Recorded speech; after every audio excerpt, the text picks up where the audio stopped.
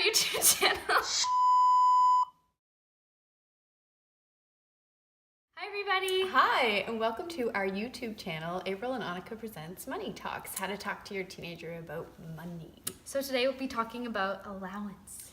Yes, so this is a topic that a lot of clients come in and ask me about in regards to should I give my child an allowance, and if so, how is the best way to go about it? So there's two ways to give allowances. One is to give an allowance every week on a consistent basis for a certain amount depending on the age of your child without having to do any work or chores or anything around the house. The second way to give an allowance, which is what we do in our house, is that Annika and her sister Zofia get an allowance based on the chores that they do in the house. So we have chores in the house that are communal, things that we all have to do because we all live there.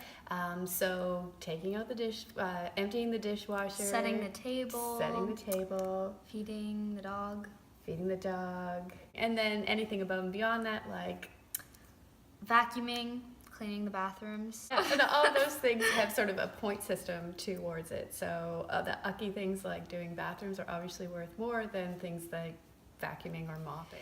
And so what's kind of happened in our house is that Annika has gotten a job babysitting or doing something else, and then she's not done the chores because she doesn't need to have that money coming in from her chores. So in that case, she doesn't get an allowance from it. So how do you feel about that system?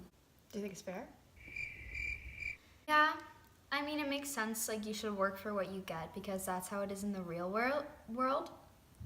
If I need extra money for something, I'll do my chore. Like, if you need it, then you can get it, but you have to work for it. So like, you can kind of choose, you know? Yeah, no. So it's up to you. The choice is yours. If you want to get more money to supplement your babysitting or whatever, then you do the chores. The only thing is that if those chores don't happen, who does them? And sometimes you and your sister fight over who gets to do the chores depending on how much money that you need. Well, yeah, but I remember when Zoe and I were doing our chores constantly, like every week, we had it written down on a list, like who gets to do what.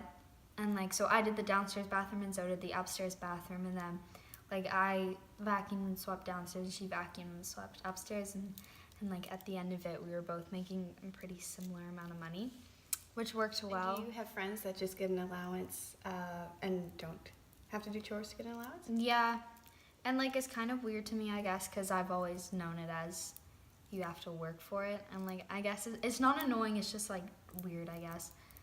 Yeah. So we'd like to know how you approach allowances at your house. Do you tie the money to chores, or do you give a consistent amount and that's what your children have to, you know, that pays for every activity and what they have to do?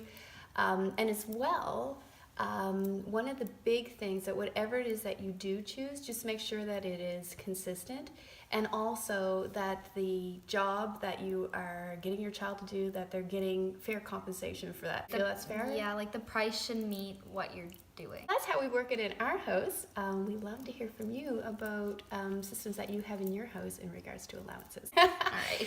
So we'd love to hear from you. We'd love to hear from you in regards to what topics you'd like Annika and I to discuss, and as well what you do in your house in regards to allowances. So see you next week. See you next week.